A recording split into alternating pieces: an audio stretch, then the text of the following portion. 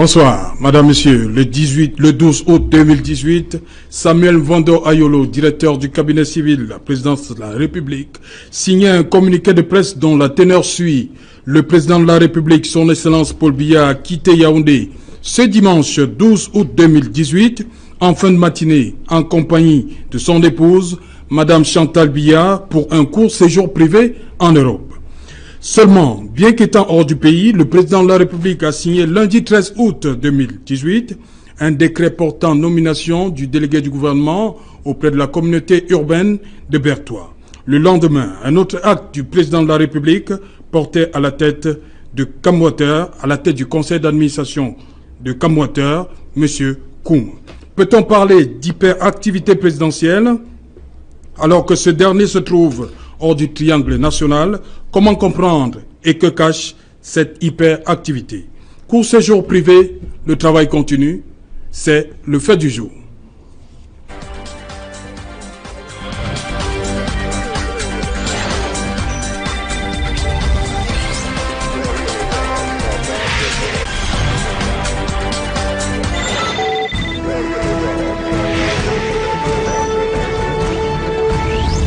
Court séjour privé, le travail continue. Pour en parler aujourd'hui, je suis en compagnie de Carlos Ngualem. Bonsoir. Bonsoir Serge Alain et bonsoir à tous les téléspectateurs de Radio Equinox. Je vous remercie. Equinox Télévision. Merci. Je voudrais vous remercier pour m'avoir associé à cette discussion ce soir. Voilà, à côté de vous, les filles de Ganga. Bonsoir. Bonsoir Serge Alain. Bonsoir aux téléspectateurs d'Equinox et bonne fête de l'Assomption à ceux qui se sentent concernés. Ok. Vous êtes analyste politique. Ah oui. Voilà. Carlos Ngualem, vous êtes adjoint au maire de la 5e SDF. Et responsable local du SDF pour la circonscription électorale de Douala 5. Ok. Également, sur ce plateau, une fois de plus avec nous, Maître Emmanuel Pessi, bonsoir. Bonsoir Serge Alain, et je dis bonsoir aux millions de téléspectateurs de cette excellente télé, et surtout de votre émission qui fait le buzz partout, tout le monde en parle. Okay. Je voudrais dire ici, déjà pour le répéter, que je n'ai rien contre Maurice Kamto. C'est un confrère, c'est tout, mais c'est un adversaire politique. Et il doit savoir que lorsqu'on entre en politique, le fait qu'il y ait des joutes oratoires, on peut faire des pics. Ça fait l'objet du jeu. Il vient juste d'arriver. Et ça va être encore plus dur la prochaine fois. Et que nous, en ce qui nous concerne, lorsque nous venons dans un décryptage politique, ce n'est pas pour donner le bonbon à quelqu'un, c'est juste pour le critiquer et peut-être faire en sorte que les populations camerounaises comprennent mieux les enjeux et ce que les hommes politiques veulent expliquer. C'est notre rôle, c'est tout. Sans faux fuyant, nous allons faire la même chose avec le maire que je rencontre peut-être pour la première fois, l'excellent garçon, et surtout mon ami Paul Maël qui vient pour Nao. Oui. Vous êtes avocat au barreau du Cameroun, c'est bien cela? Oui, je suis avocat au barreau du Cameroun, je suis un avocat du barreau de Paris, un vieil avocat, et sur ce fait-là, je suis militant de l'ADPC, j'ai même des fonctions au niveau... Vous ne le cachez pas? Non, ça fait depuis, je suis né dedans, moi je ne vais pas cacher, je ne peux pas changer, je suis né dedans. Malheureusement, j'ai beaucoup d'amis dans les autres partis, et pour l'instant je suis fidèle. On ne quitte pas un bateau vraiment comme ça, il faut rester fidèle et se battre. Et je vous assure que ce n'est pas facile. Ok, c'est pas facile. Bonsoir Paul Maël. Bonsoir Serge Alain, bonsoir à mes copanélistes. Je suis très heureux d'être sur ce plateau, surtout que je retrouve des personnes dont j'ai le bénéfice de l'amitié. Et je crois qu'on est en bonne intelligence. Je suis très content d'être là. Voilà, vous êtes journaliste, mais surtout porte-parole du candidat Akeremouna. Oui, j'ai décidé cette année-ci, je voulais prendre une année sabbatique. Le bâtonnier Akeremouna m'a donné l'opportunité d'apporter ma modeste contribution au processus de changement auquel notre pays aspire, et j'ai accepté volontiers d'être son porte-parole pour cette campagne présidentielle. Voilà, madame, monsieur, pour la gouverne des millions de téléspectateurs d'Equinox Télévision. Tout de suite après Equinox Soir, vous aurez le bâtonnier Maître Akeremouna en face de 3 journalistes de la rédaction centrale d'Equinox Télévision, Cédric Noufélé, Duval Fangwa et Mimi Mefo. C'est à 21h après Equinox Soir. Maître Pessi, dites-moi, qu'est-ce qu'on entend par séjour privé? Mais séjour privé, ça veut dire que le président de la République a le droit, comme tout le monde, de voyager, d'aller peut-être en vacances, et puis surtout quand il part en vacances. Et vous avez vu ce qui se passe avec le président Macron à Besançon ou ailleurs. Il travaille. Ça, je trouve ça incroyable. de penser que lorsque le président va, par exemple, il peut aller en France, il peut aller ou en Suisse, il peut aller où il veut. C'est un pays libre. Moi-même, il m'arrive de beaucoup voyager, de faire des séjours privés. Et je pense que c'est une excellente chose pour la respiration. On ne peut pas être au service d'un pays comme celui du Cameroun, où vous avez 22 millions de personnes qui sont critiques, et de ne pas prendre le temps de respiration pour aller au fond des choses. Et surtout, le président de la République travaille partout, là où il est. Et c'est maintenant encore plus facile, du fait disons, de tout ce qui se passe avec les réseaux sociaux, la mondialisation. On peut travailler en Europe en vidéoconférence, avec les fax, avec tout ce qu'on veut. Maintenant, le monde a changé. Avant, les gens pensaient que lorsqu'il fallait être au bureau pour signer les parapheurs. Or, pour ceux qui connaissent Yaoundé, enfin, c'est pas le modérateur de l'émission, Maître Pensi, mais je pense que la question était simple. Là, vous expliquez... Non, Maître Pensi, j'ai demandé c'est quoi? Qu'est-ce qu'on entend par séjour privé? Voilà. Ne rentrez pas encore dans mes... Je vais poser une autre question. Séjour privé, ça veut dire qu'il voyage, il ne va pas en visite officielle. Ok. Maître Ngoualé, Carlos Ngoualé, dites-moi. Le président de la République, depuis dimanche, comme le dit le communiqué de presse de Simon Vondo Ayolo, en séjour privé. Mais on a quand même vu, depuis lundi, une forte activité, une hyper-activité présidentielle. On va le dire comme ça. Oui, effectivement. Le décret lundi, un deuxième mardi. Oui, on a même l'impression que en séjour privé, il travaille plus que lorsqu'il est présent. Et je pense que c'est-à-dire que c'est une spécificité camerounaise parce que c'est pas la première fois que le président de la République prend un certain nombre de décisions qui soit portent notamment décret sur de nomination d'un certain nombre de responsables. C'est pas la première fois qu'il le fait à l'étranger.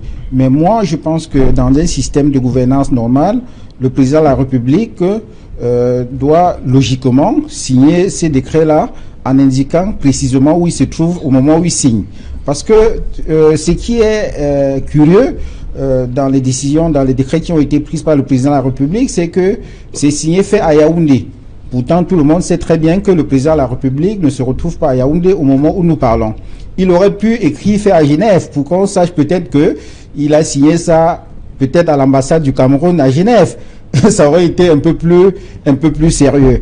Mais si vous voulez que je vous donne mon avis sur ces actes-là, moi je pense que dans des pays sérieux, que nous respectons d'ailleurs, ce type de décisions se prennent généralement en conseil des ministres.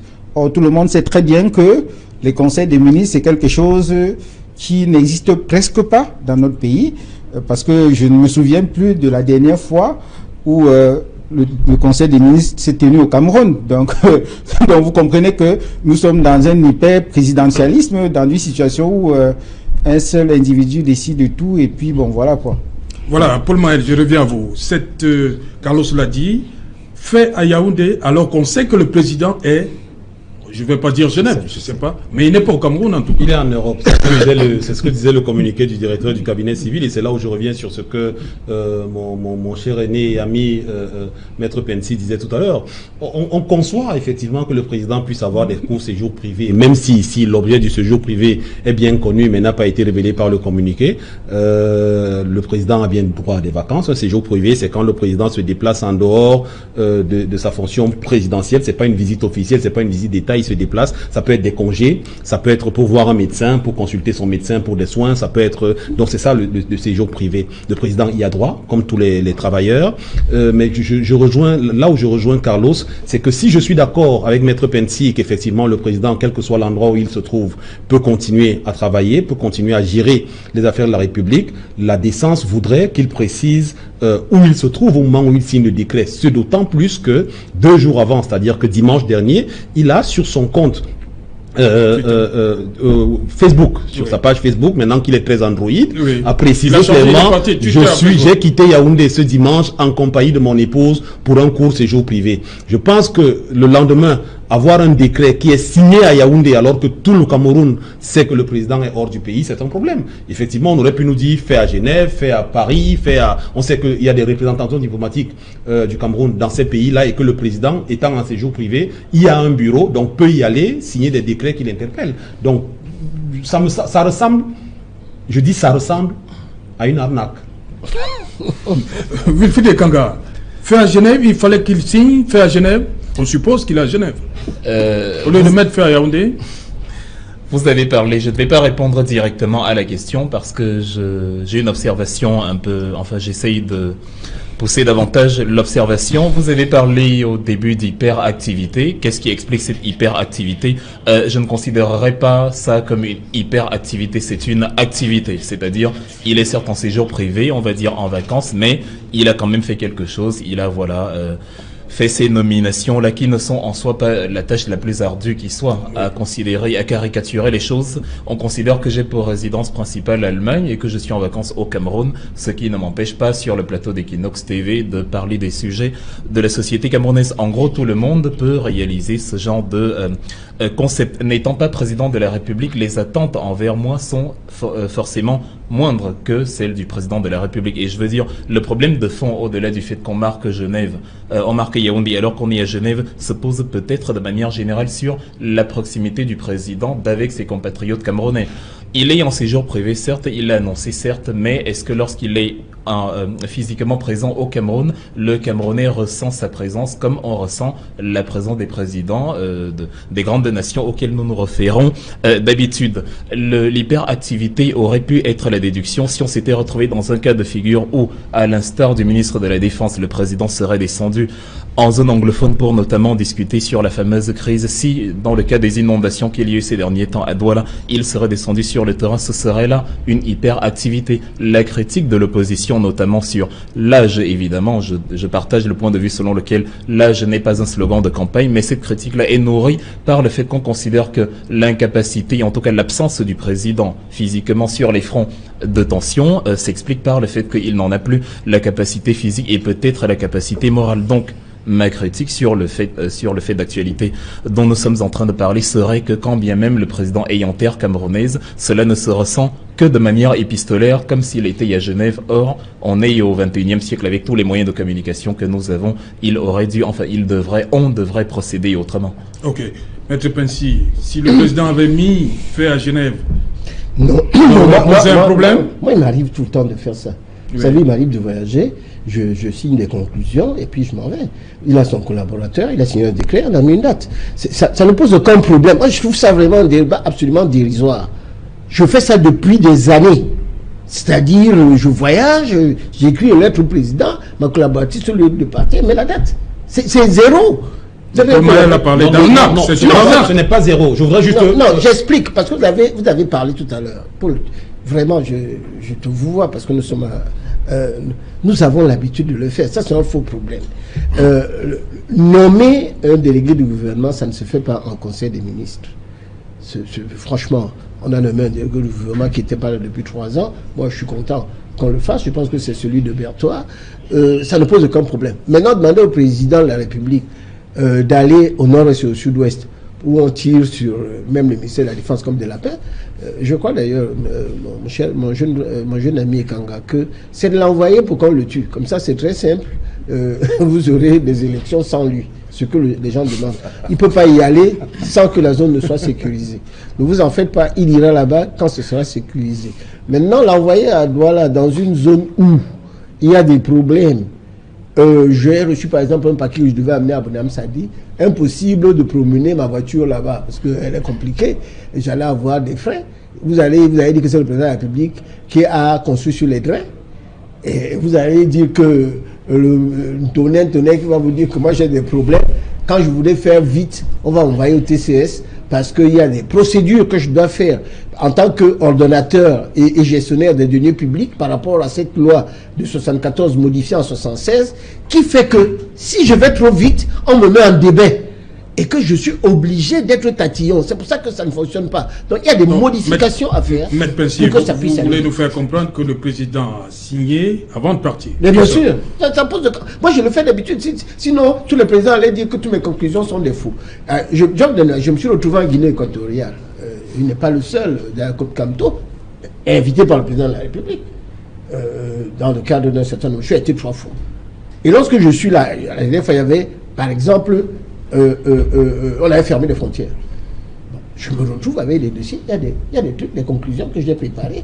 J'ai signé avec des collaborateurs qui m'envoient les conclusions. Mais le problème, c'est que, comme dit Paul Maël, il y a une espèce de tromperie. C'est pas une arnaque. Il n'est pas là. Il n'est pas là. Il n'est pas là. Il ne va pas dire faire Yaoundé alors qu'il a signé un machin. Il aurait pu laisser le soin au secrétaire général de signer en ses lieux et places. Voilà, il n'a pas voulu le faire.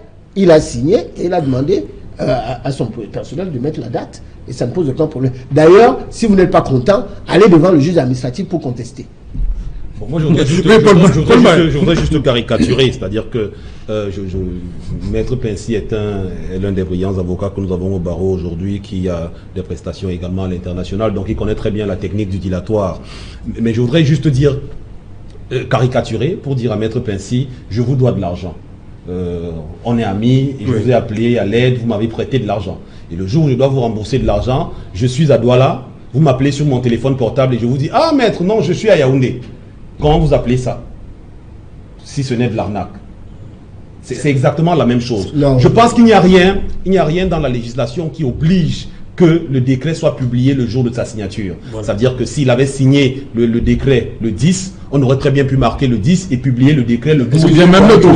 Ça ne poserait aucun problème. Il est parti dimanche. Oui. Bon, donc, on ne pouvait pas sortir le décret dimanche. Mais justement, on peut signer un décret dimanche et le sortir. La loi ne l'interdit pas. On a vu le président poser des actes un jour férié. Il y a eu des remaniements ici samedi soir. Il y a eu des voilà. C'est un débat dérisoire. Je m'excuse.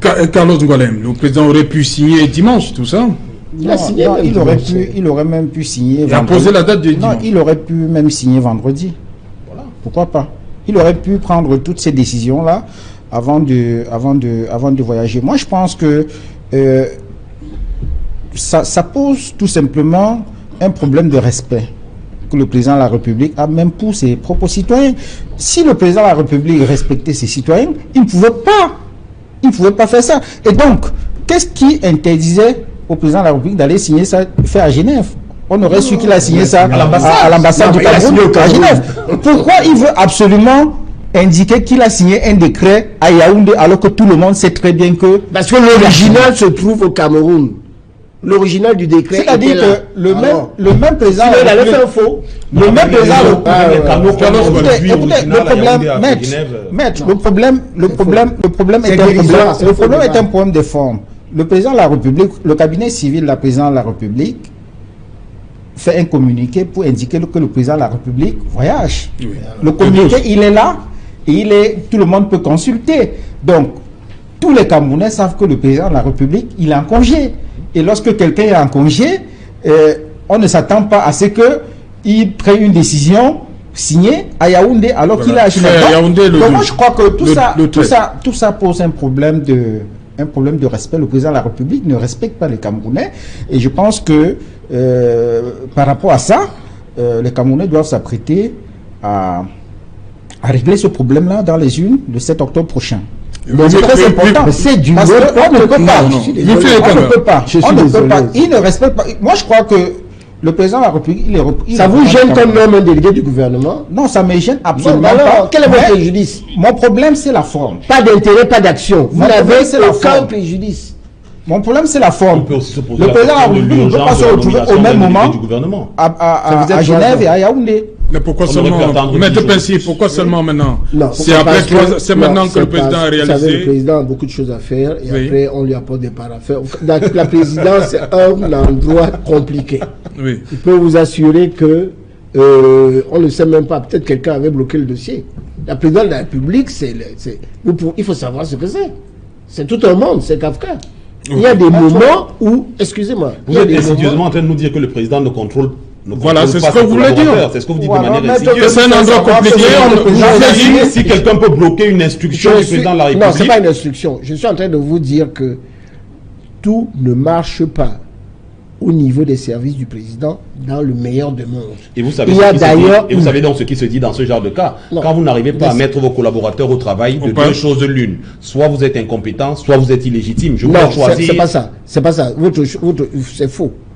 Vous n'êtes pas illégitime. La légitimité sort partie sur deux options. Je commence par une. La légitimité passe du vote de la population, de la majorité. C'est ça, la légitimité. D'accord. Le président il nous reste l'incompétence. Il est légitime et légal.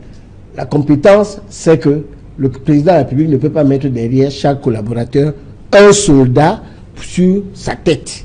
Et il y a eu des réformes au niveau de la présidence qui ont été faites récemment, si peut-être je vous l'ai dit. Il y avait beaucoup de dossiers économiques qui bloquaient. C'est pour ça qu'il a fait des réformes et que le cabinet civil a maintenant également un niveau de collaborateurs qui travaillent sur des réformes économiques, alors que c'était une spécificité du secrétaire général. Le Cameroun est en mouvement. Ce petit problème-là, d'avoir nommé le délégué du gouvernement, pour moi, franchement, ça me fait ni chaud ni froid. L'opposition va profiter de ça comme élément de campagne. Si vous n'avez rien à dire comme opposition, et comme vous avez fait le débat pendant une demi-heure, faites des propositions, on va en parler. Mais je voulais simplement dire que si le journaliste, le brillant Serge Alain Auto a mis ce sujet à l'ordre du jour, ça veut dire qu'il y a une incongruité. S'il avait rien, il n'aurait pas mis ça à l'ordre du jour. Le maire Gualem a dit du manque de respect de la part du président de la République par rapport vis-à-vis de ses concitoyens. Vous voyez la chose comme ça aussi? Prenons ça d'une manière générale. Comme je l'ai dit tout à l'heure, je ne vais pas forcément m'attarder sur l'indication plus ou moins falsifiée du lieu où le texte a été rédigé, mais prendre la chose encore de manière globale et revenir notamment sur le procès d'intention qui m'a été fait tenter à la vie du président de la République en ayant émis le vœu qu'il... C'est pas toi qui a visé. De manière générale, en tout cas, c'est dans une société sérieuse, dans un pays où les institutions fonctionnent et où le vivre ensemble fonctionne, c'est un procès d'intention qui tutoie la diffamation, d'intenter à quelqu'un le souhait de voir le président de la République perdre la vie en ayant simplement émis le vœu qu'il se rende sur une partie de son territoire. Fut-elle aussi sinistrée, aussi dangereuse que la zone anglophone aujourd'hui, d'autant plus que le président de la République est la personnalité la plus protégée du pays. Si Cabral, Libye, si beaucoup de gens de la société civile, de la sphère politique s'y sont rendus et sont revenus en vie, il est possible que le président aussi... Mais ce n'était pas une exhortation à y aller, c'était simplement la réponse à votre question. Oui. Qu'est-ce que l'hyperactivité? L'hyperactivité aurait été notamment le fait de s'y rendre. Quant au fait de se rendre dans les zones sinistrées, il y a de l'impossibilité concernant, au regard du cadre que vous avez présenté. Il y a des difficultés. Oui. Vous êtes qui ont été par le ministre de la Défense, qui a été canardé, etc. Et tous les jours, il y a des gens qui meurent là-bas. C'est vrai, mais en principe... Les services de sécurité, c'est eux qui décident, qui disent au président, vous pouvez y aller ou ne pas y aller. C'est ça le seul problème. Moi aussi, je voulais qu'il y aille, et j'espère qu'il ira là-bas un jour. On a dit la même chose. Juste une précision. Moi, je me souviens lors de la première guerre du Golfe en Irak, le président Bush de l'époque, le président Bush père, voulait aller remonter le moral des troupes en Irak. Le commandant des troupes à l'époque, qui était le général Colin Powell, lui a dit, Monsieur le Président, vous ne pouvez pas y aller parce que la sécurité, les conditions sécuritaires ne sont pas réunies. Et le président Bush, à l'époque, lui avait dit, Général, quel est votre travail? Il lui a dit, mon travail, c'est d'assurer votre sécurité. Et le président lui a répondu, eh bien, moi, mon travail, c'est d'aller voir les troupes au combat. Donc, faites votre travail, et moi, je fais le mien. Donc, si on ne peut pas assurer la sécurité du président de la République sur une partie du territoire, il faut interroger notre dispositif sécuritaire. Exactement, et c'est dans le même ordre d'idée que notamment le prince Harry s'était rendu en Afghanistan auprès des troupes britanniques qui s'y trouvaient.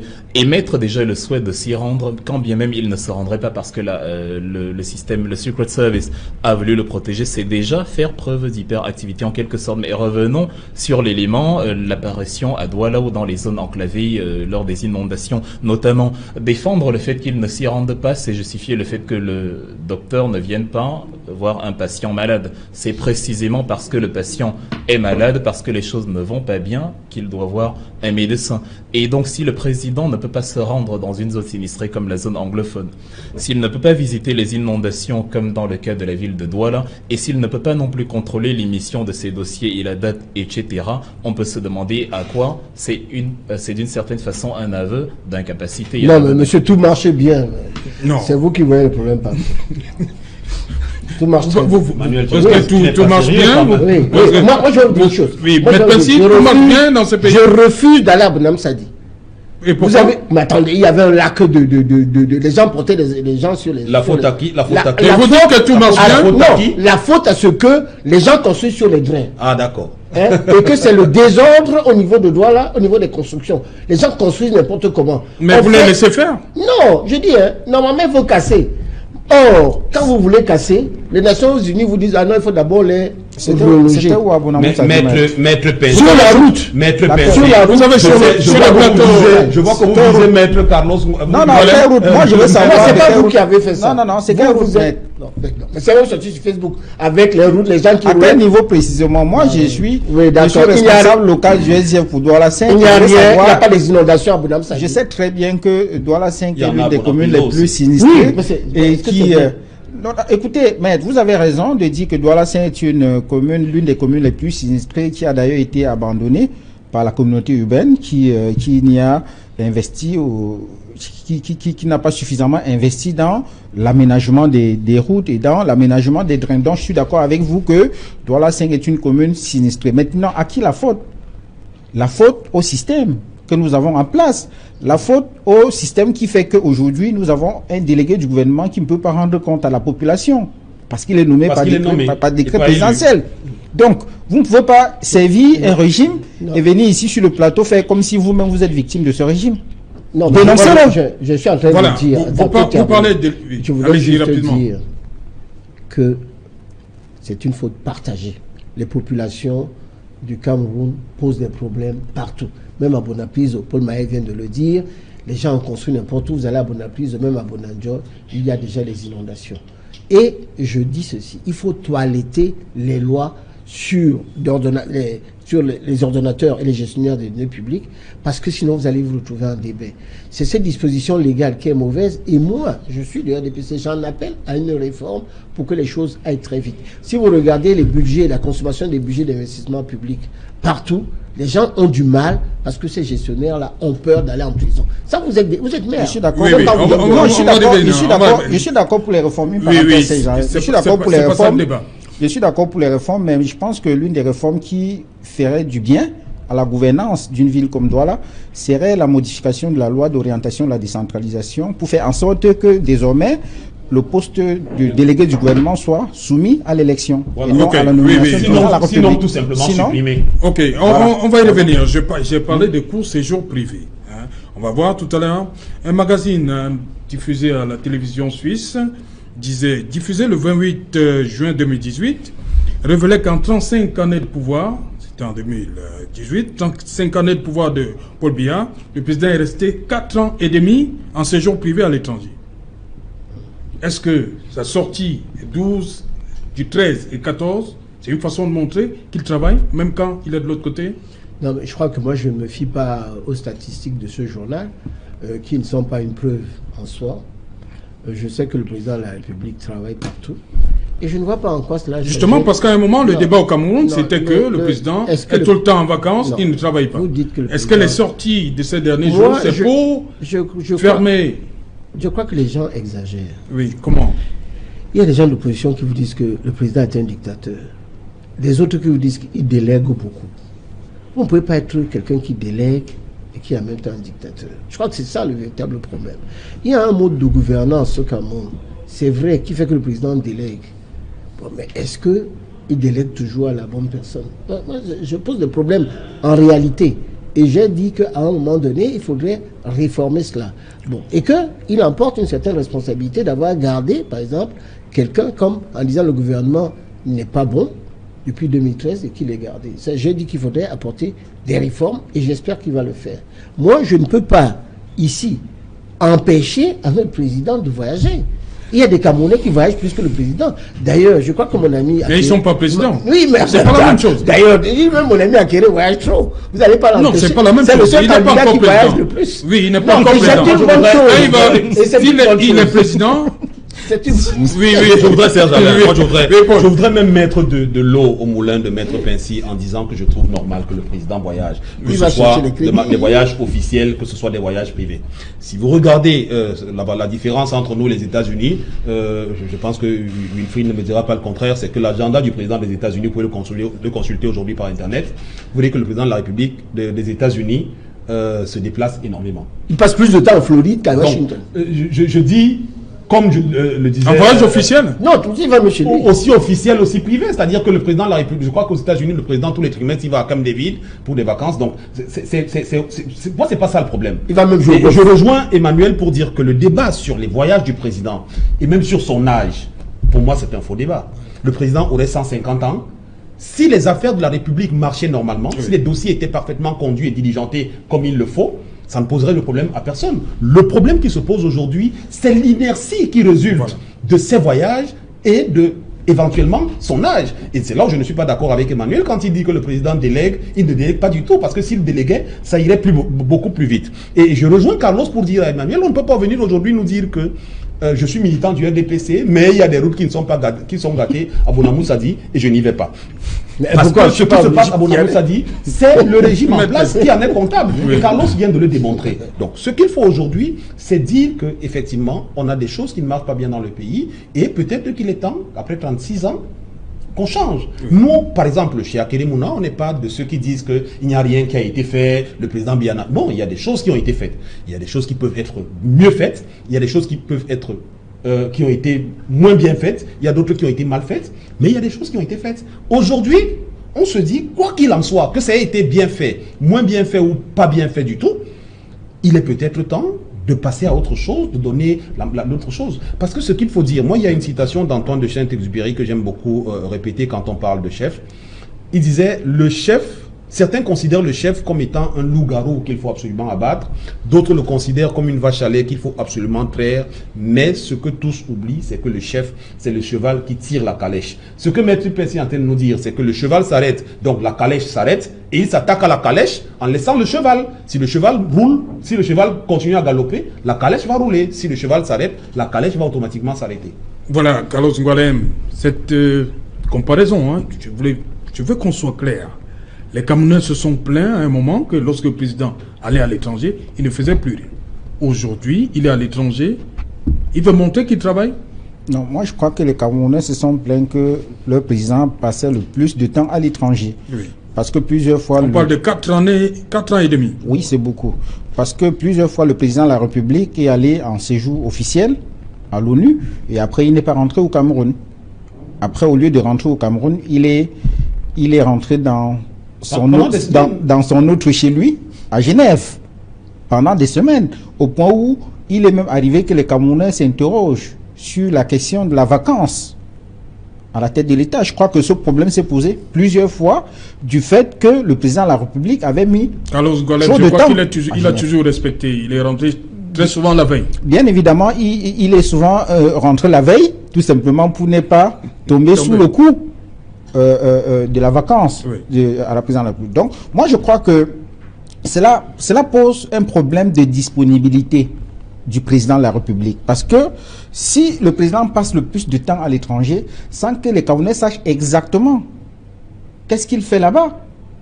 Parce que nous avons dit tout à l'heure que les présidents américains voyagent beaucoup, les présidents français voyagent beaucoup, mais sauf qu'ils voyagent avec un agenda précis qu'on peut consulter.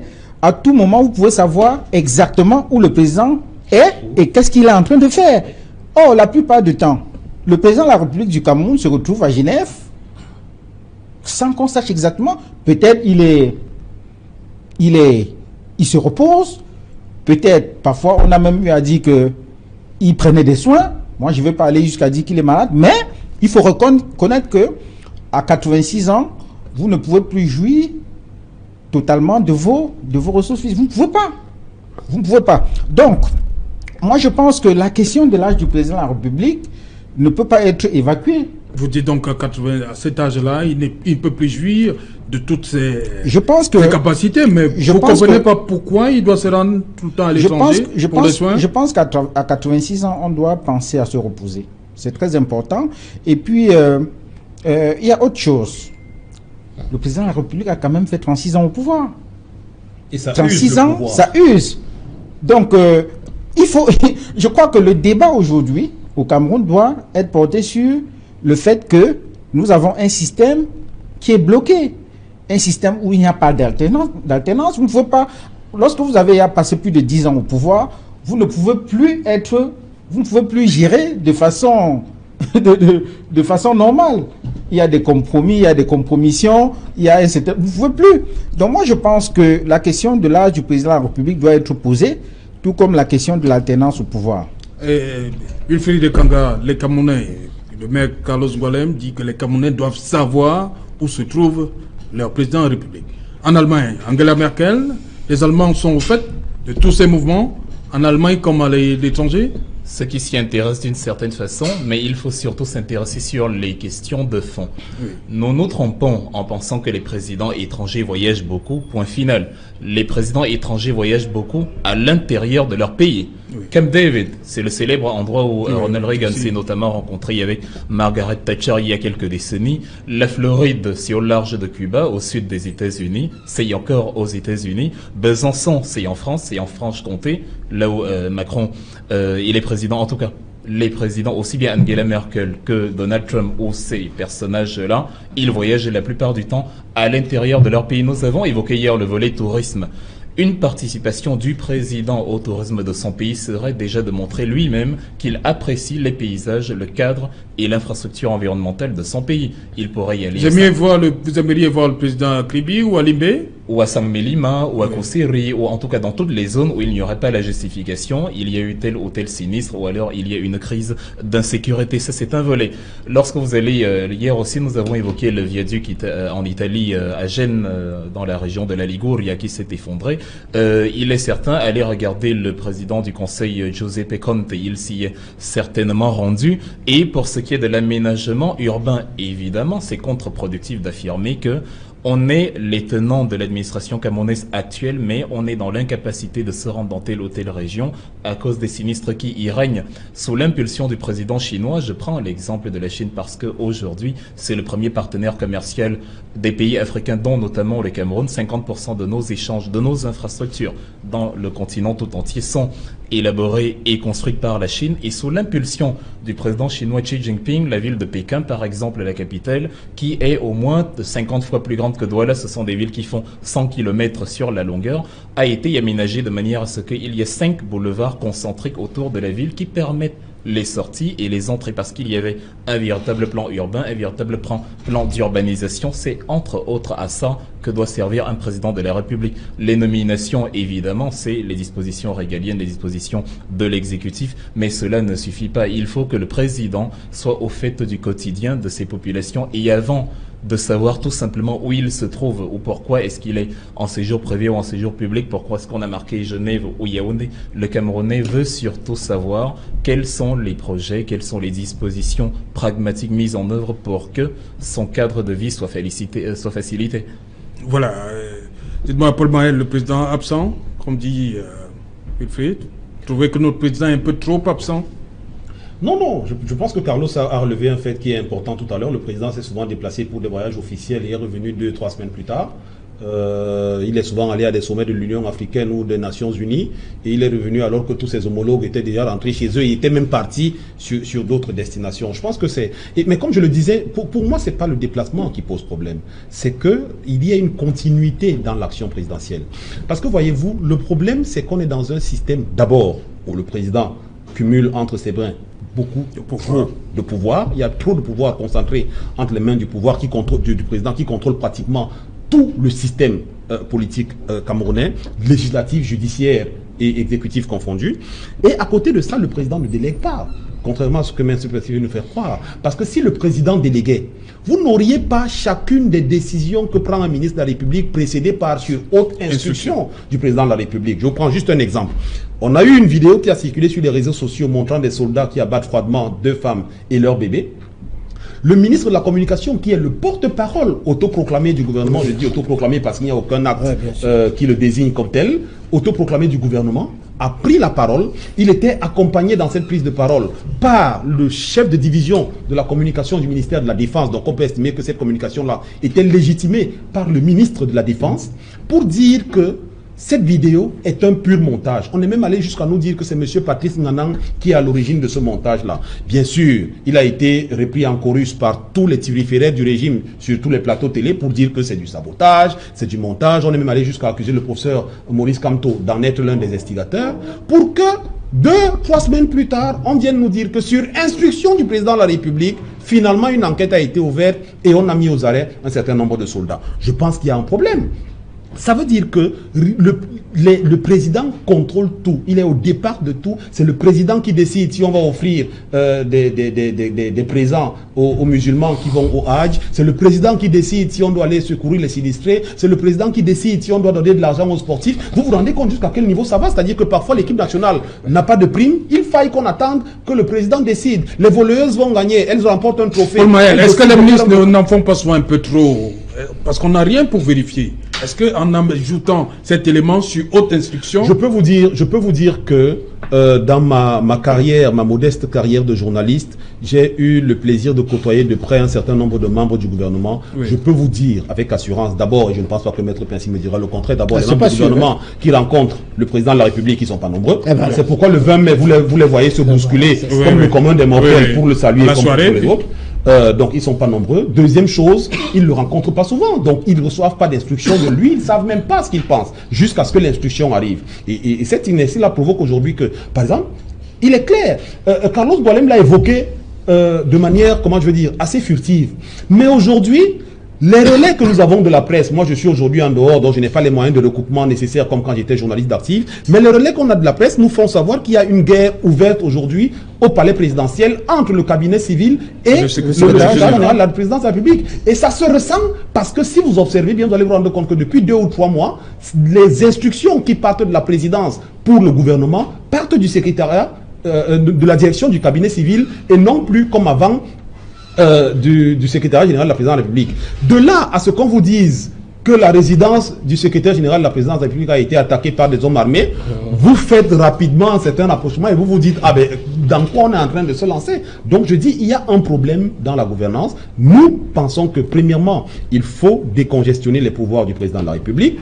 Il faut ensuite consacrer une véritable séparation des pouvoirs, que le judiciaire ne soit plus sous le contrôle du président de la République. Et ça commence par un événement simple, un fait simple, c'est que le président de la République ne peut pas en même temps être le président du Conseil supérieur de la magistrature. Il faut que les magistrats qui sont de haut vol s'asseyent et décident entre eux celui qui préside à leur destinée, en notant qu'ils doivent être nommés par le président de la République, mais comme ça se fait dans certains pays, comme aux États-Unis, comme à côté au Kenya, le président ne peut pas les démettre. Pour les démettre, il faut passer par l'Assemblée. C'est un procédure. Donc, il y a ces problèmes-là qui créent des goulots d'étranglement dans l'action du gouvernement et qui créent des situations comme celle qu'on est en train de dire. Maître Pincy, trop de pouvoir concentré entre les mains du président de la République.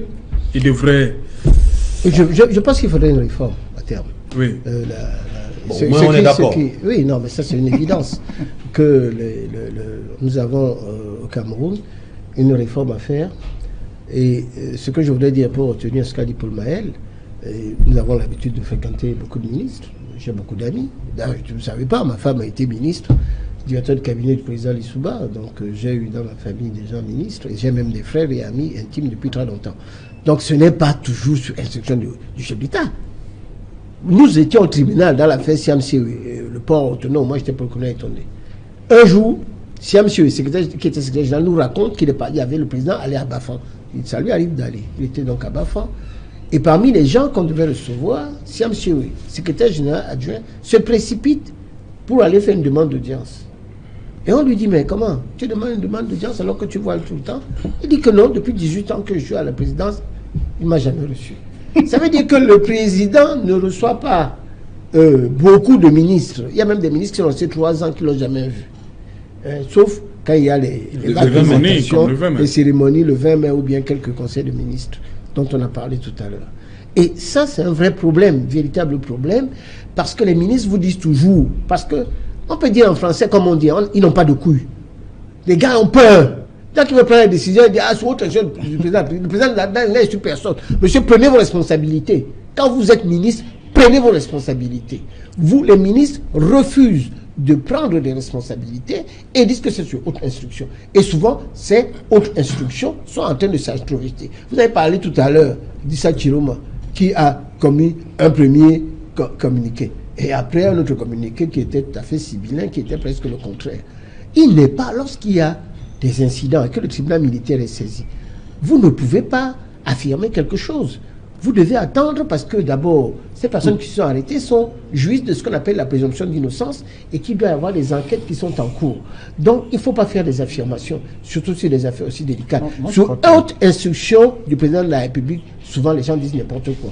Et c'est pour ça que je voulais donc rappeler ceci. Oui, très rapidement il faut faire des réformes, à mon avis. Et c'est pour ça que je souhaite que le président soit élu, parce qu'il est le seul à pouvoir apporter les modifications. Il a la majorité requise au niveau du Parlement pour pouvoir faire une réforme constitutionnelle en diminuant le pouvoir du président de la République, en mettant un Premier ministre de l'autoflagellation, en fait, qui sera responsable devant le Parlement et en ayant des ministres qui vont passer devant des commissions avant d'être nommés. Ok. Dans un instant, le journal de Sylvestre Hippolyte Zangao. Bonsoir. Bonsoir Serge Ala. Voilà le journal de 20h en 2 ou 3 escales. D'abord, le 20h de ce soir reste dans la dynamique de la présidentielle du 7 octobre prochain avec le Social Democratic Front qui annonce avoir déjà recruté une 30 000 volontaires. L'annonce a été faite ce jour par le candidat du Social Democratic Front à cette élection présidentielle. Je crois aussi qui est présenté à la presse son QG de campagne situé au quartier Aqua dans l'arrondissement de Douala. Premier, le Social Democratic Front qui veut donc sécuriser les voix de son candidat lors de l'élection présidentielle du 7 octobre prochain. Nous parlerons également de la célébration de la fête de l'Assomption ce jour sous fond d'interpellation, appel des fidèles et lors des différentes célébrations dans les chapelles et autres paroisses. On a prié pour la paix, le retour de la paix dans les régions en conflit au Cameroun. Nous parlerons également de cette rencontre entre le ministre des Sports et de l'Éducation physique et les anciennes gloires du football camerounais. Il est question ici d'associer ces anciens joueurs de l'équipe nationale de football du Cameroun dans l'organisation de la prochaine Coupe d'Afrique des Nations, se servir surtout de leur image pour séduire la plupart des visiteurs qui hésiteraient à prendre la destination Cameroun au mois de juin 2019 pour prendre part à cette grande messe du football africain. Voilà, madame, monsieur, le développement de tous ces titres, c'est tout à l'heure dans le 20h de Sylvestre Hippolyte Zangao. Quant à moi, je vous retrouve après pour le débrief.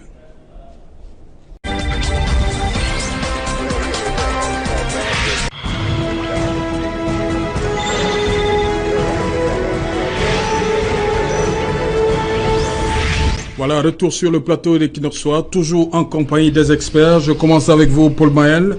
La mission de la CAF qui vient imposer au COCAN les anciens lions. Pour l'image. C'est tout simplement dommage. Encore une fois, le Cameroun. C'est tout simplement dommage qu'il faille que c'est la CAN qui vienne demander d'impliquer les anciens. La CAF autant pour moi, qui viennent demander qu'on implique les anciens internationaux dans l'organisation de la CAN. C'est hallucinant quand on regarde ce que nous avons en termes d'anciens footballeurs professionnels qui ont eu des carrières époustouflantes, qui ont joué dans des grands clubs, qui ont joué dans de grands championnats, et qu'on organise une CAN et que c'est la CAF qui soit obligée de venir nous dire écoutez, vous avez de la ressource, il faut les associer. Pour moi, c'est quelque chose de dommage. Et je pense que ils sont restés dans la logique qu'ils avaient initialement, c'est-à-dire que aller faire appel à la ressource étrangère. Et c'est ça le problème dans ce pays. C'est qu'on veut tout faire par des fonctionnaires qui n'ont ni l'expertise, ni la volonté. Tout ce qu'ils font, c'est des calculs pécuniaires pour savoir combien on va gagner dessus. Du coup, ils en font une chasse gardée où ils ne veulent pas que des gens à l'extérieur viennent s'immiscer là-dedans. Et c'est vraiment dommage. Carlos Golem, une autre fois, le Cameroun a montré un mauvais visage.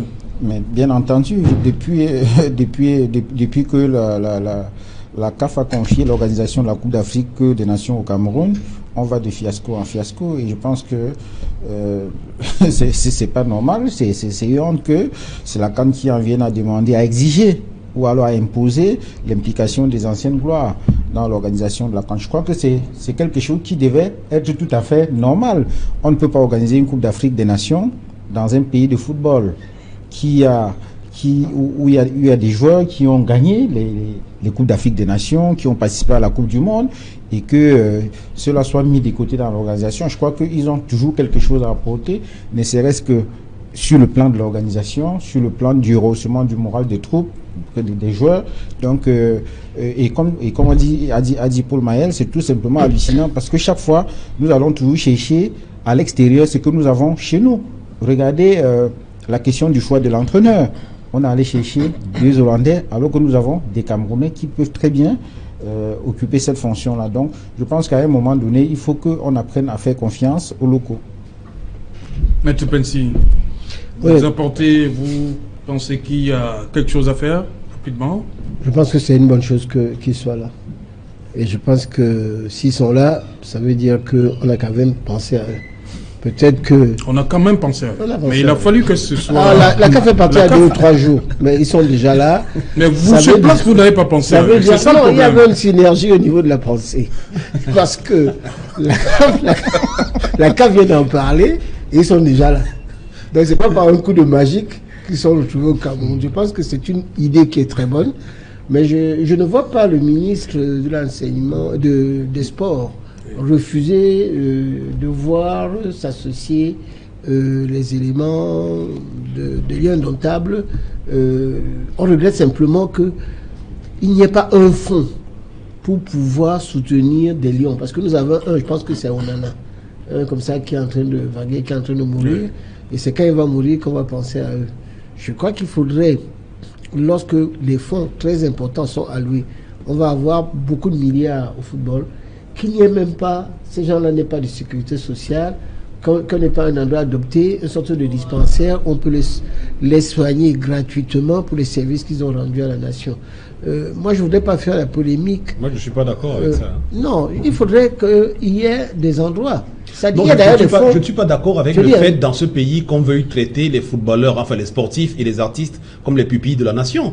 Non, je suis en train de... Je suis très respectueux du travail qu'abattent les footballeurs et les artistes à l'international, mais je ne pense pas qu'ils font plus pour le Cameroun que les enseignants qu'on lèche dans la dèche. Non, je ne suis pas d'accord avec ça. Le football ramène beaucoup de milliards au Cameroun. Les enseignants forment le Cameroun. Non, c'est pas ça. Ça, c'est autre chose. Non. Il faudrait la couverture médicale qui soit universelle au Cameroun. Ça, c'est un élément fondamental. Et je crois que Paul Motazé était avancé à ce niveau-là. Mais je crois que dans tous les pays au monde, si vous regardez en France, les sportifs ont un fonds. Et d'ailleurs, je crois que c'est l'UNEF, en fait, leur fédération, a un fonds très important qui concerne le football. Parce que le football génère beaucoup d'argent. Il faut comprendre que le football, c'est un spectacle qui ramène beaucoup d'argent et on peut dégager des fonds.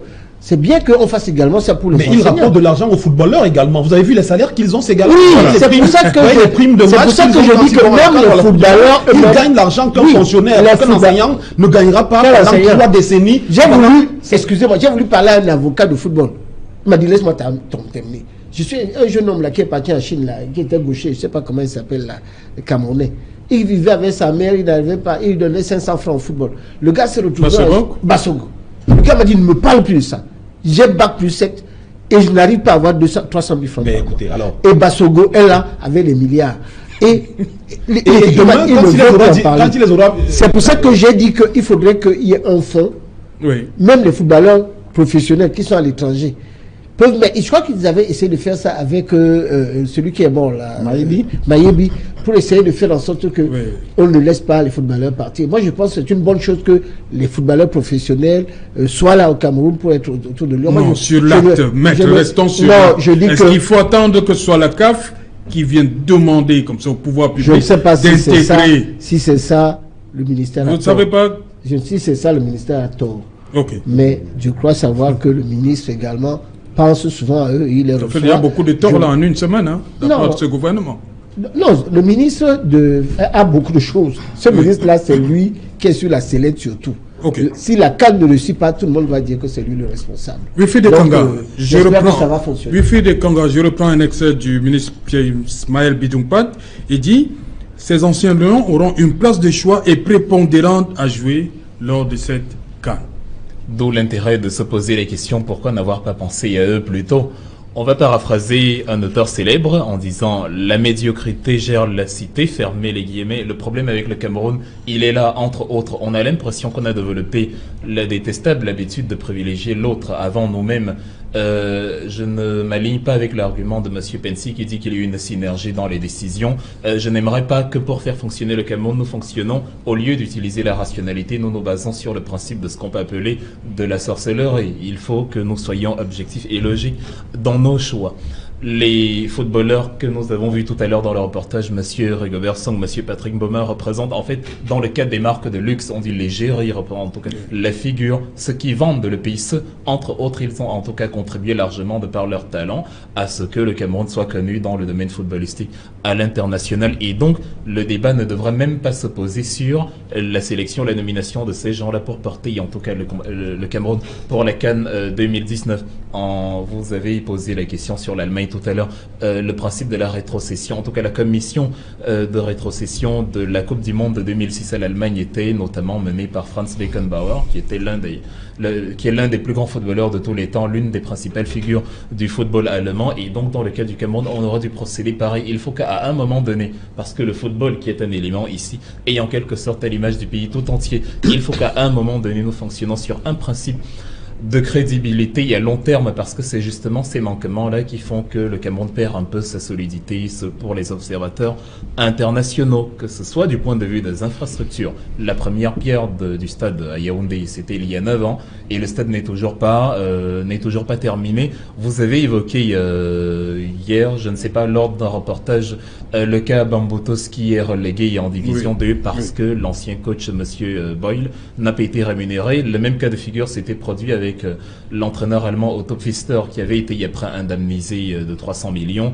sous entre autres haute instruction du président de la République. Vous avez parlé tout à l'heure du Cameroun qui ne serait pas une dictature. La dictature n'est pas seulement les endroits où on délègue. On peut déléguer, oui, mais on a remarqué que dans toutes les dictatures, à partir du moment où la position du champion en place est... Si c'était une dictature, on allait vous arrêter. Pendant l'époque d'Aïdjo, vous n'allez même pas parler. On allait vous arrêter tout de suite. C'est l'intimidation. Non, je vous dis, c'est l'intimidation. Nous ne sommes pas en dictature. On n'est pas parce qu'il ne connaît pas l'époque d'Aïdjo. À l'époque d'Aïdjo, on allait venir le chercher. Il n'y avait pas de télé à l'époque d'Aïdjo. Non, l'ouverture démocratique du président de la République, c'est la loi de 1990. Je ne laisserai pas dire ça. Il faut faire très attention. Il n'y a pas de dictature au Cameroun.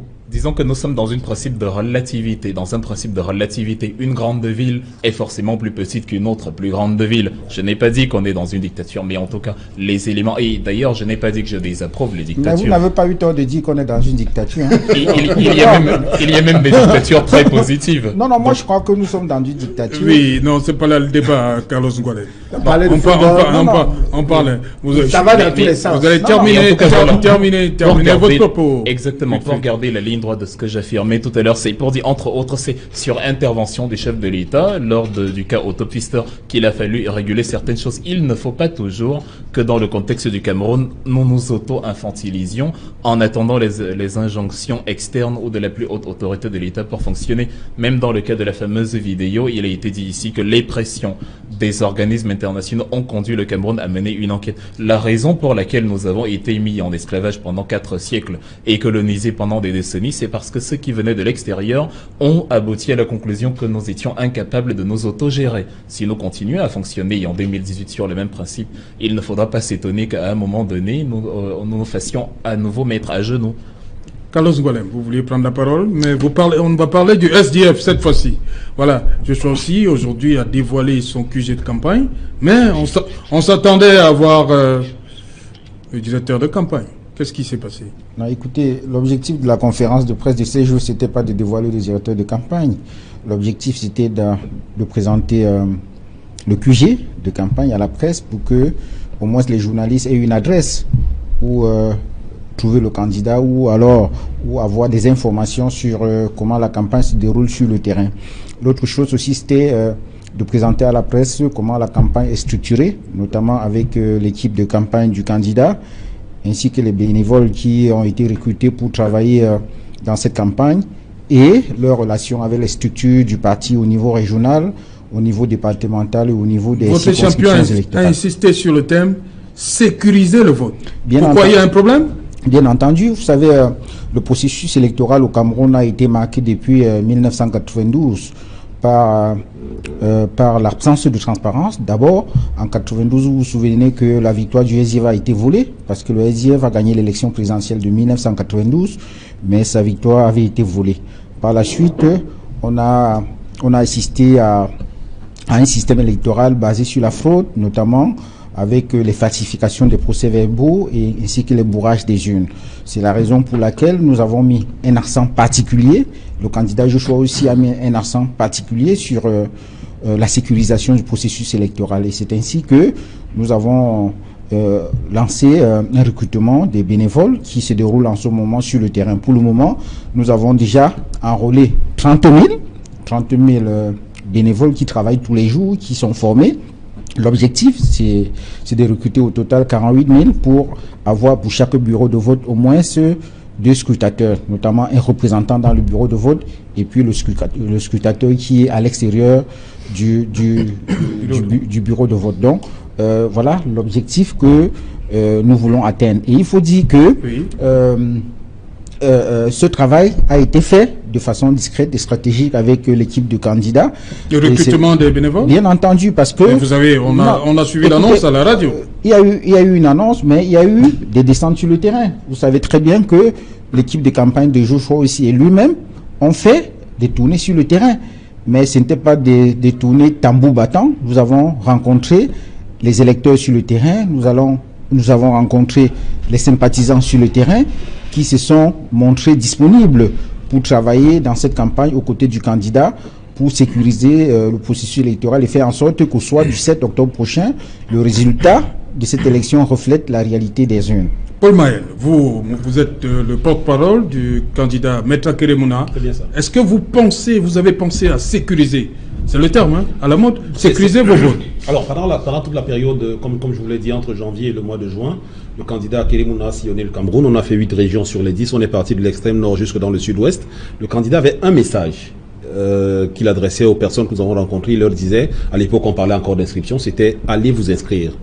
Une fois que vous vous serez inscrit le jour du scrutin, allez voter. Parce que si vous regardez les chiffres de 2011, vous allez vous rendre compte qu'il y avait environ 6 000 et poussières d'inscrits pour environ 4 millions, 6 millions, voilà, pour 4 millions et quelques de votants. Ça veut dire qu'il y a pratiquement 2 millions de citoyens qui avaient des cartes électorales qui sont restés chez eux. Oui, et on sait que l'abstention est une technique qui est travaillée par les amis de Maître Pincy pour favoriser la victoire de leur candidat. Et c'est pourquoi aujourd'hui, par exemple, contrairement à ce qu'on veut penser, c'est pas le peuple qui réclame la coalition de l'opposition. C'est encore le régime qui fait circuler la rumeur selon laquelle si l'opposition ne se met pas ensemble, elle ne peut pas gagner. Du coup, si d'aventure il n'y avait pas opposition, il n'y avait pas coalition, ça entraînerait encore l'abstention qui est favorable au régime en place. Mais ça n'arrivera pas cette fois-ci, parce que cette fois-ci, effectivement, nous pensons que les Camerounais ne sont pas dupes. Donc, effectivement, le vote, le message, c'était inscrivez-vous, votez et sécurisez vos votes. Parce que c'est quelque chose de très important. On ne peut pas espérer. Pour le cas du mouvement NAO, FDP, ce sont les électeurs sympathisants de votre mouvement qui vont au soir du 7 octobre sécuriser, on va le dire comme ça. Oui, parce qu'il y a une disposition. Et non des scrutateurs comme... Non, il y a des scrutateurs, comme le prévoit la loi, le code électoral, chaque bureau de vote, il y a le représentant du candidat et il y a des scrutateurs. Oui. Et la loi électorale aujourd'hui dit que le président du bureau de vote va désigner parmi les électeurs les scrutateurs, mais le candidat envoie son représentant. Nous pensons qu'au-delà des scrutateurs et du représentant du candidat, il faut ce que nous appelons la milice électorale, c'est-à-dire qu'il faut qu'il y ait des gens dehors qui attendent la milice électorale. Voilà, la milice électorale. Des gens qui surveillent le vote, qui surveillent le déroulement du processus, parce que généralement, vous savez également que le scrutateur et le représentant sont parfois intimidés par aussi bien le bureau du président du bureau de vote, par le représentant du sous-préfet par exemple. Moi, en tant que journaliste, j'ai couvert des élections où vous allez dans un village et vous envoyez un représentant, peut-être parce que vous n'avez pas des gens là-bas, et les gars du village l'empêchent même d'accéder au bureau de vote. Donc il faut qu'il y ait une milice qui sécurise d'abord le scrutateur et le représentant du candidat, et derrière ça, qui participe de manière effective au décompte du bureau de vote. Parce que vous savez que le décompte des voix se fait est public à la fin. Donc tous ceux qui peuvent accéder dans le bureau de vote y accèdent, et il faut que ces gens-là viennent et s'assurent effectivement que les résultats qui sont affichés au tableau sont les mêmes sur le procès verbal, que le représentant et les scrutateurs ne sont pas intimidés. Nous on appelle ça la milice électorale. C'est quelque chose de fondamental aujourd'hui pour contrer le système de fraude que le régime a mis en place depuis des années. Maître Pincy, SDF, il y a des volontaires pour sécuriser des votes, la milice électorale pour le mouvement NAV, FDP, tout ça pour vous, parce que ils ont peur de ce que vous auriez fait les élections précédentes au RDPC. Je voudrais d'abord dire ici que si nous en sommes aujourd'hui à des modifications électorales, c'est certainement un peu grâce à Joshua. Nous avons fait beaucoup d'émissions à l'époque où il y avait l'ONEL, où il avait dit que c'était pas bon. On a fait, je pense, ONEL 2, et après on est allé à ELECA, et il a parlé de la biométrie. J'étais dans une émission avec Joshua, et le gouvernement a accédé à cette proposition qui était de nature à entraîner une meilleure transparence. C'est un progrès. Moi, j'ai assisté à des élections, et je peux vous assurer que moi, j'entends des fables, hein, parce que moi, c'est impossible de pouvoir intimider les gens en tout état de cause sur ce qui se passe à Douala. Moi, je n'étais pas dans les villages.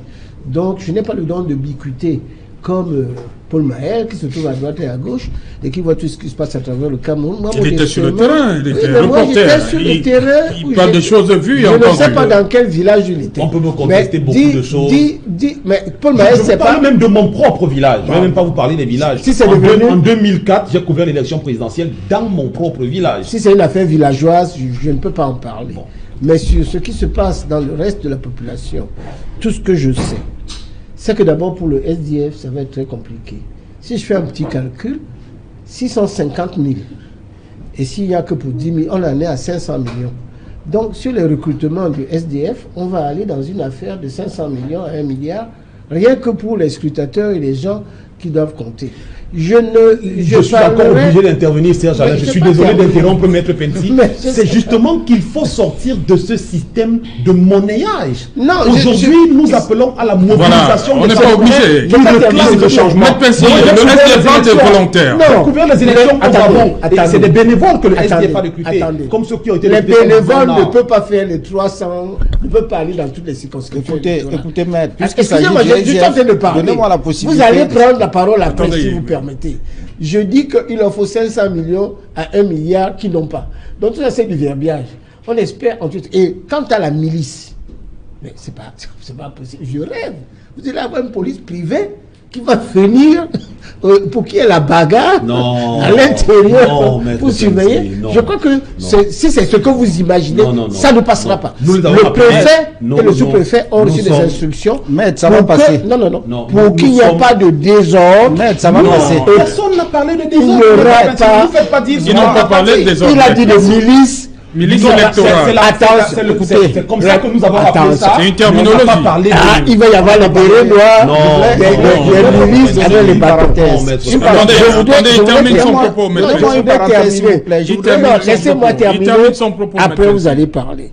Je voudrais dire tout simplement que moi, j'ai vu des élections. C'est très difficile de pouvoir frauder. Parce que moi, j'ai ma carte électorale. Je ne sais pas si vous avez la vôtre. Moi, je montre la mienne. Je me promène avec. Maître Pensi, c'est des Camerounais qui nous regardent. Je montre ma carte. Il y a des gens qui bavardent. Moi, j'ai ma carte. Quand vous nous dites qu'on ne veut pas frauder, c'est des Camerounais. J'ai ma carte. Elle est infalsifiable. La voici. Elle est infalsifiable. Alors, vous allez commencer à dire, on va faire ceci, on va faire cela. C'est vous qui avez demandé la biométrie. Et depuis que, à chaque élection qui arrive avec les modifications qui sont demandées par le SDF des partis politiques, le RDPC gagne en voix. Je rappelle qu'aux dernières élections, sur les 6 millions, à peu près 600 000, le président a eu à peu près 3 millions 6 ou 3 millions 7. Et que si vous faites mathématiquement, le moment NAO, je ne sais pas, peut-être qu'ils ont un électeur ou un député, ils ont peut-être un ou deux, je ne sais pas combien de conseillers municipaux. Le SDF est le parti, à mon avis, qui est le parti qui est leader de l'opposition. Et je vois mal comment il va faire une coalition avec vous. Il va y avoir ses volontaires. J'espère qu'ils auront suffisamment de moyens pour faire campagne. Dans tout état de cause, la milice, il parle aussi. La milice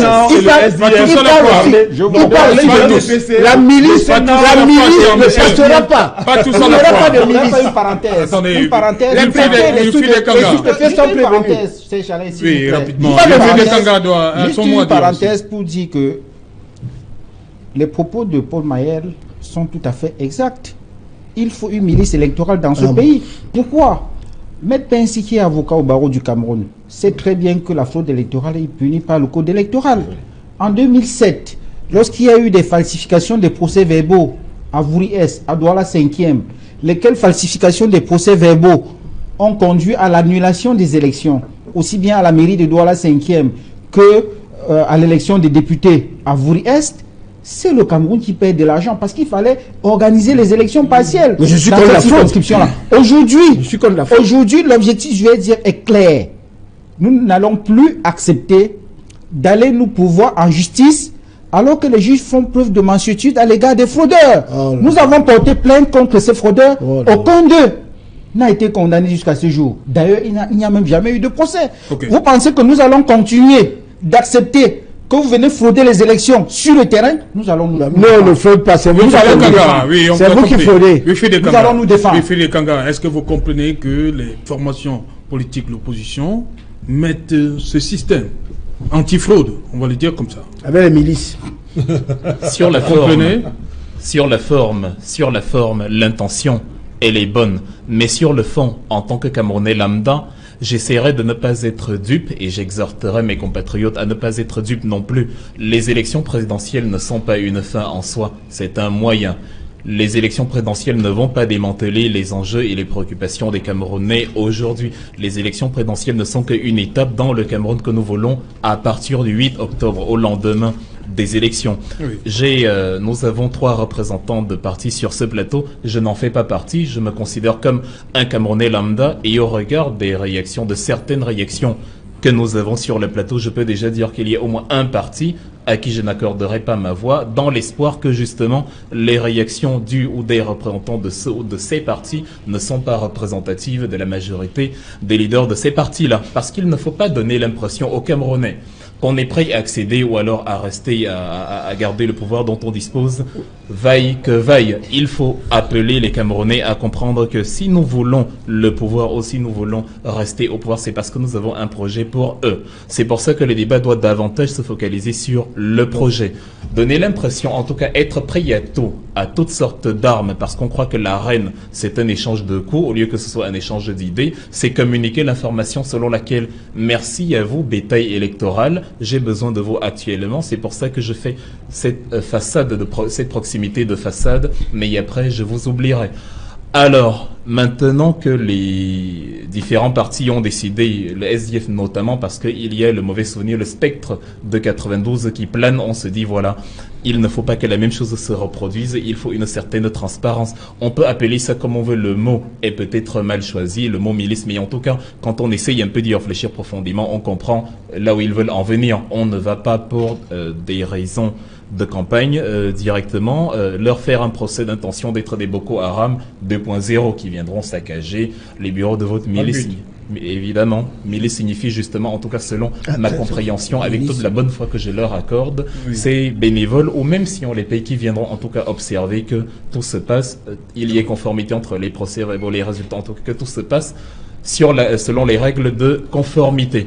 Okay. Donc c'est bien qu'ils aient eu cette initiative, mais maintenant il faut aussi qu'ils se posent d'abord la question, est-ce que l'initiative que nous mettons sur pied a un sens? Parce que aller dans des élections où il est probable que sur les résultats finaux, l'écart entre les RDPC et le deuxième soit très grand, c'est un peu gaspiller beaucoup d'énergie pour rien. Avant. Il faudrait donc justement, et c'est ce que nous espérons, qu'ils se mettent dans la condition, que ce soit sous la forme d'une coalition, sous la forme d'un projet convaincant quand la campagne débutera, qu'ils se mettent en condition de s'assurer une plus haute probabilité de victoire. Voilà, Carlos Gualem, votre candidat aujourd'hui, votre champion, a dit que le SDF n'a pas un problème avec la coalition.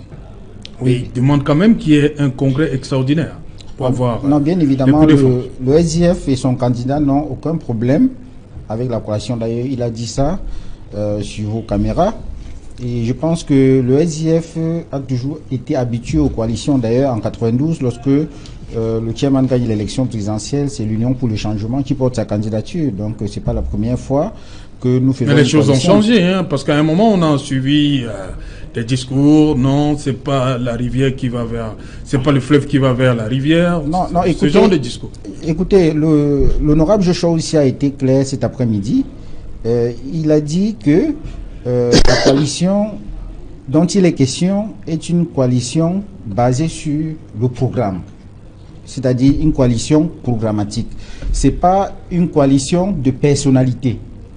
Je pense qu'il a été assez clair sur la question et je crois aussi qu'il a précisé que lui, en tant que candidat investi par le SDF à l'occasion d'un congrès, s'il arrivait qu'il veuille prendre une décision pour aller à l'encontre de l'objectif qui lui a été assigné, parce que le congrès lui a assigné un objectif, c'est celui de gagner, d'aller et de gagner l'élection présidentielle.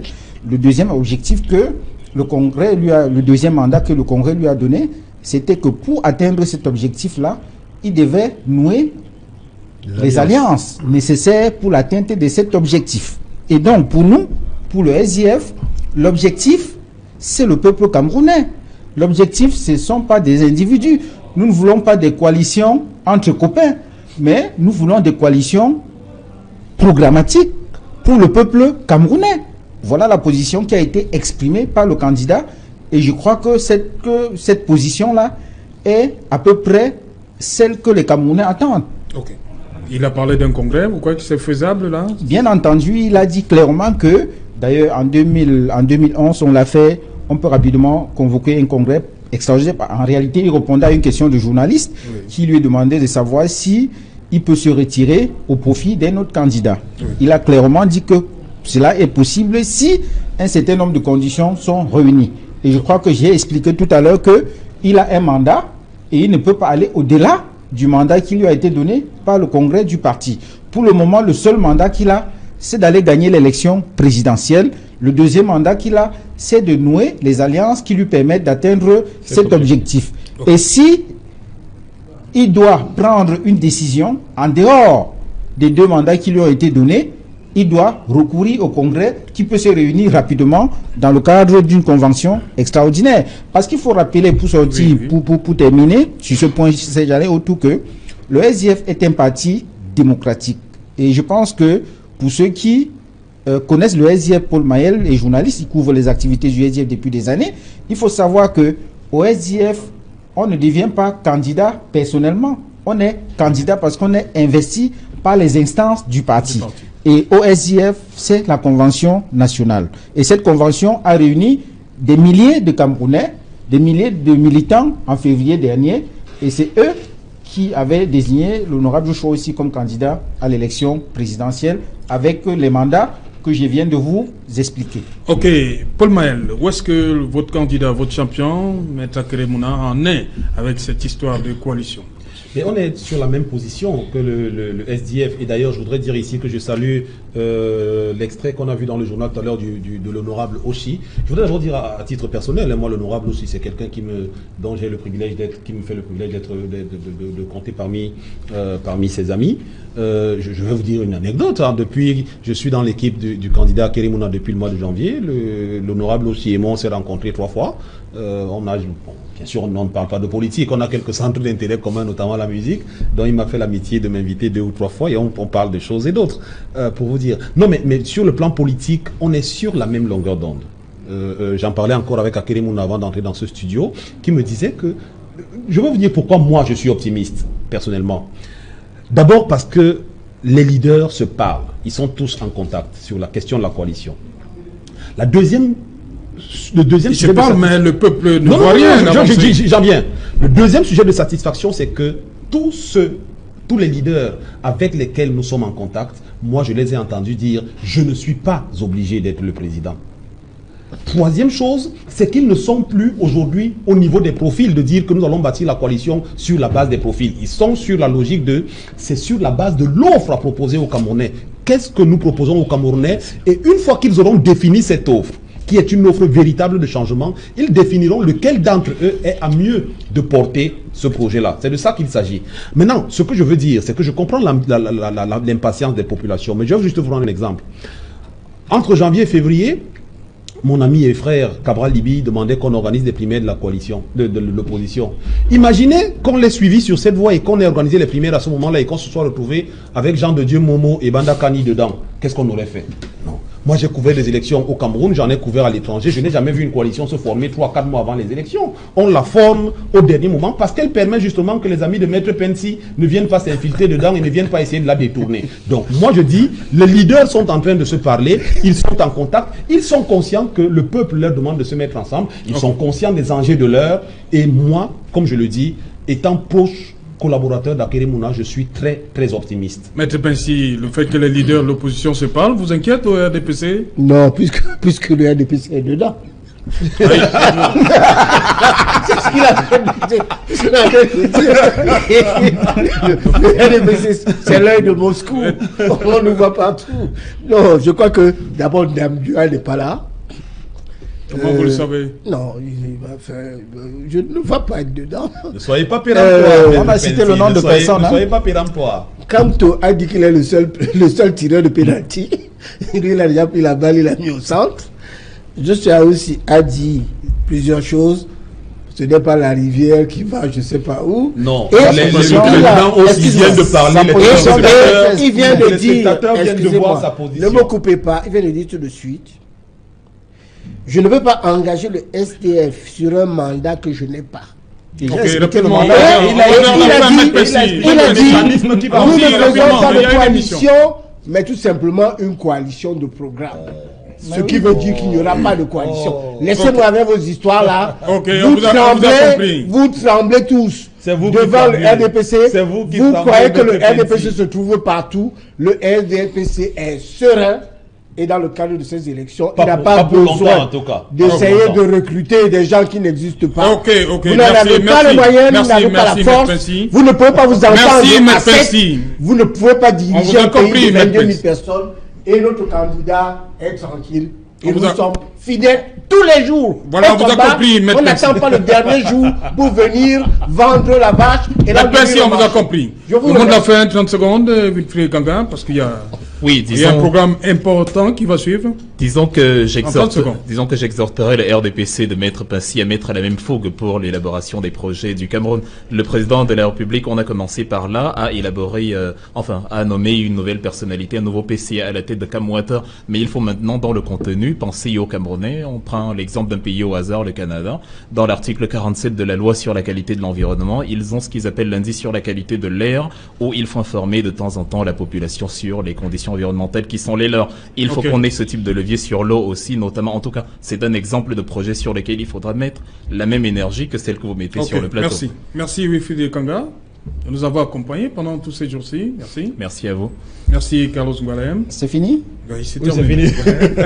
Merci Maître Pensy. C'est moi qui vous remercie. Merci Paul Mayen. Merci à vous. Mais ce n'est pas fini avec le mouvement non, hein, vous savez. Dans quelques instants, le candidat Akeremouna est sur les antennes. Il est sur le plateau. Il est sur le plateau déjà, voilà. La vérité en face, tout de suite, après qu'il nous soit la vérité en face, vous pouvez le voir à l'écran.